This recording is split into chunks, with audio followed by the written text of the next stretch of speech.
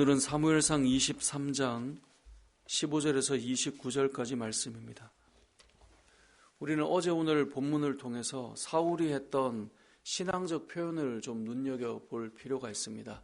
이 신앙적 표현이라는 말은 우리가 다 쓰고 있는 어떤 믿음의 고백을 담은 표현인데요.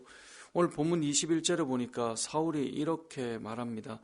사울이 이르되 너희가 나를 긍휼히 여겼으니 여호와께 복받기를 원하노라. 그러니까 사울이 지금 너는 하나님의 복을 받았으면 좋겠어. 축복하고 있는 거예요. 우리가 많이 쓰는 말이죠. 여호와의 복이 있기를 원합니다. 하나님의 복이 당신에게 있기를 원합니다. 나를 긍휼히 여겨주었고 나를 생각해 준 그 은혜 감사합니다.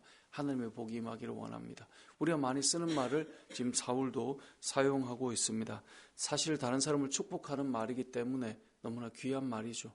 어제 본문에서도 사울은 이런 고백을 합니다. 7절을 가보시면요. 사울이 이런 표현을 하는데요.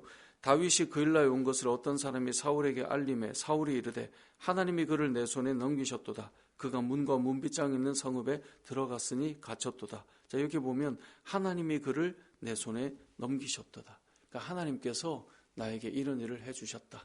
하나님께서 하신 일이다. 지금 이 고백을 사울이 하고 있는 겁니다. 자, 사울이 하고 있는 이 신앙적인 표현, 사울이 하고 있는 이 믿음의 표현, 우리가 다 하는 표현이에요. 와, 하나님께서 나에게 이렇게 인도해 주시다니, 하나님께서 내 손에 이런 일을 붙여주시다니, 이건 하나님이 하신 거야. 하나님께서 나에게 이런 일을 해주시는구나. 지금 사울은 우리가 흔히 하는 이 믿음의 표현들을 하고 있습니다. 하나님께 너가 복받기를 원한다. 지금 하나님께서 나에게 이런 일을 해주고 계시다. 자, 이 말의 표현만 보면 분명히 훌륭한 믿음의 표현이고 고백일 수 있습니다. 하지만 사울이 지금 언제 이러한 표현과 고백을 하고 있는가를 우리는 생각해 봐야 합니다. 자, 오늘 본문 21절에 보면 하나님의 복이 너에게 있기를 원한다. 이 표현을 언제 하고 있는 것입니까? 다윗이 이 10사람들이 살아가고 있는 10광야에 숨어 있을 때 그 지역 사람들이 사울 왕에게 다윗이 여기 있다라고 알려주고 있는 거예요. 그래서 이 사울 왕이 드디어 다윗을 잡게 됐다라고 생각하게 되죠. 그러니까 이들이 보고하고 알려준 것에 대해서 고마워서 이들을 축복하고 있는데 실상 생각해 보면 사울은 하나님의 뜻이 이루어져서 감사하고 복을 비는 것이 아니라 하나님께서 기름 부어 세우셨지만 내가 그토록 싫어하던 그 다윗을 드디어 죽일 수 있게 된, 다시 말해 나의 뜻과 나의 생각과 나의 감정을 이루어낼 수 있는, 그것이 성취될 수 있는 상황이 되었을 때 지금 사울은 이런 표현을 하고 있는 거예요. 너가 하나님의 복이 있기를 원한다.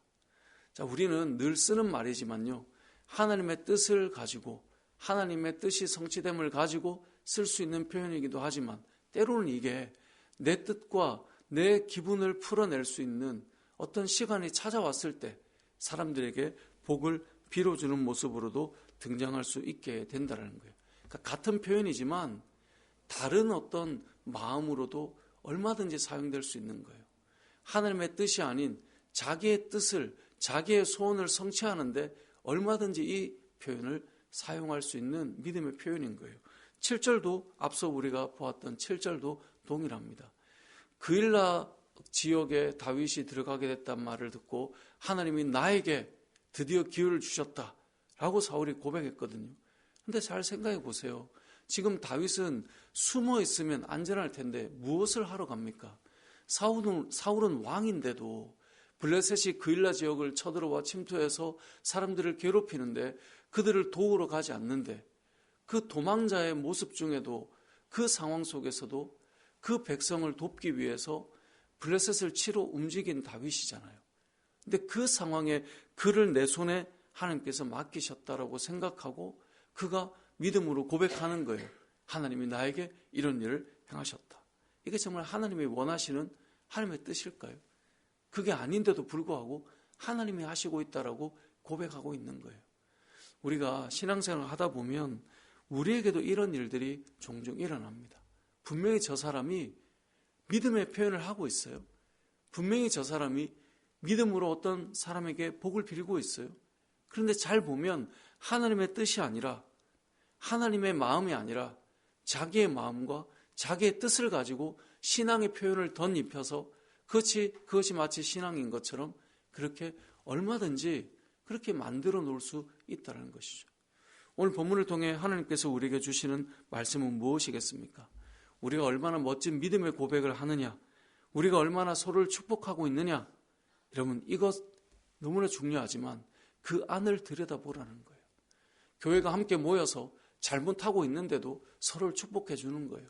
저 사람은 지금 죄를 짓고 하나님의 뜻이 아닌 것을 향해 나아가는데도 축복해 주는 거예요. 잘 되기를 축복합니다. 듣기는 얼마나 좋아요. 하지만 정말 그 사람이 지금 움직이고 있는 것이 하나님의 뜻인가?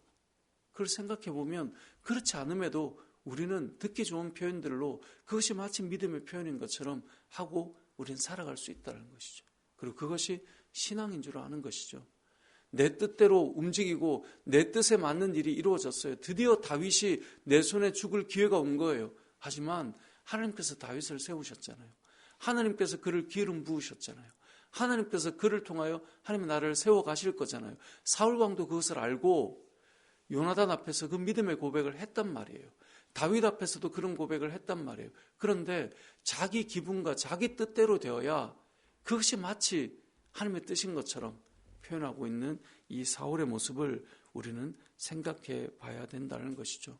우리 역시 수많은 믿음의 표현을 하고 있지만 사실 우리의 마음을 이루어내는 것인지 그것이 정말 하나님의 뜻인지 오늘 본문을 통해 우리는 이 부분을 깊이 한번 생각해 볼 필요가 있다는 것입니다.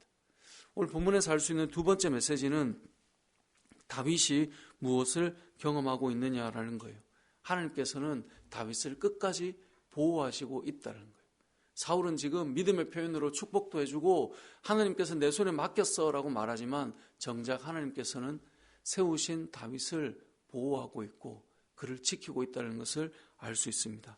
어디에서 알 수 있습니까? 이 10사람들이 사울에게 보고하여서 정말 이제 다윗이 급박한 위기의 상황에 놓이게 됩니다. 1000명이 있어도 찾아낼 수 있다. 23절에 보면 유다 몇천 명 중에도 다윗이 있다면 찾아내게 될 것이다. 23절에 사울이 그렇게 말할 정도로 장담할 정도로 지금 다윗은 잡힐 위기에 놓여 있는 거예요. 그리고 실제로 사울이 잡으러 왔을 때 이쪽으로 올 때 저쪽으로 급히 피해가는 상황이에요. 이건 진짜 흔히 우리말로 도간에 든 쥐예요. 그런데 그 상황에 어떤 일이 일어납니까? 27절에 보니까 전령이 사울에게 와서 이르되 급히 오소서 블레셋 사람들이 땅을 침노하나이다. 와, 이제 눈앞에 있는데 하나님께서 블레셋 군대를 보내신 거예요. 그래서 28절에 보면 다윗 뒤쫓기를 사울이 그쳤다라고 말씀하고 있어요. 그리고 블레셋 사람들을 치러 전쟁을 하러 떠나가게 되었습니다. 자, 이러한 일이 일어나는 것 누구의 일하심입니까? 하나님의 일하심이죠. 결국은 오늘 이 본문을 통해 사울은 믿음의 표현들을 하며 움직이고 있지만 자기가 원하는 대로 여전히 살아가고 있어요. 정말 하나님의 도우심은 어디에 임하고 있나요? 하나님께서 세우시고 하나님을 바라보고 있는 다윗에게 임하고 있는 거예요. 그래서 오늘 이 상황을 통해 다윗은 또 무엇을 경험합니까? 하나님이 나의 도움이시오. 하나님이 나의 요새시오. 하나님이 나의 구원이십니다. 이런 고백을 늘 하는 다윗에게 하나님께서 진짜 또 도움이 되어주시는 거예요. 이 땅을 살아갈 때 하나님께서는 그 백성을 늘 보호하십니다. 때로는 시험이 오고 어려움이 와도 그 백성을 지켜주세요. 고린도전서 10장 13절에 보면 이런 말씀이 있죠. 사람이 감당할 시험 밖에는 너희가 감당할 시험이 없다는 거예요. 너희가 당한 것이 없다는 거예요. 오직 하나님은 미쁘사 너희가 감당하지 못할 시험 당함을 허락하지 아니하시고 시험 당할 즈음에 또한 피할 길을 내사 너희로 능히 감당하게 하시느니라. 우리가 인생을 살아갈 때 감당하지 못할 시험을 하나님께서 허락하지 않는다는 거예요. 또 시험 당할 즈음에 피할 길을 내신다는 거예요. 그래서 믿음의 사람들은 늘 하나님을 바라보고 당당하게 걸어가며 그 구원의 하나님을 고백하며 살아가는 것입니다. 우리가 이 땅을 살아갈 때 피할 길을 내실 하나님을 우리가 신뢰하고 살아가는 것, 그것이 다윗의 삶이었고 우리의 삶이어야 할 것입니다. 오늘 말씀을 정리해 보겠습니다. 오늘 본문은 두 가지 내용을 담고 있다고 생각합니다. 첫 번째는 우리가 같은 축복의 말을 해도요, 하나님의 뜻이 아닌데, 지금 그건 하나님의 뜻이 아닌데 마치 하나님의 뜻인 것처럼 믿음의 표현을 하는 것. 우리도 살아가면서 그런 경우들이 얼마든지 있을 수 있어요. 정말 이것이 하나님이 원하지 않는 것인데 신앙의 표현만 얹어놓은 거예요. 포장만 그럴듯한 거예요. 알고 보면 내 마음과 내 감정과 나의 뜻이 이루어지고 있는 것이죠. 두 번째로 우리가 기억할 것은 믿음의 사람들은 그런 표현이 아닐지라도 하나님 지켜주시고 있는 거예요. 피할 길을 내시고요. 도움의 손을 하나님께서 허락하시는 것이죠.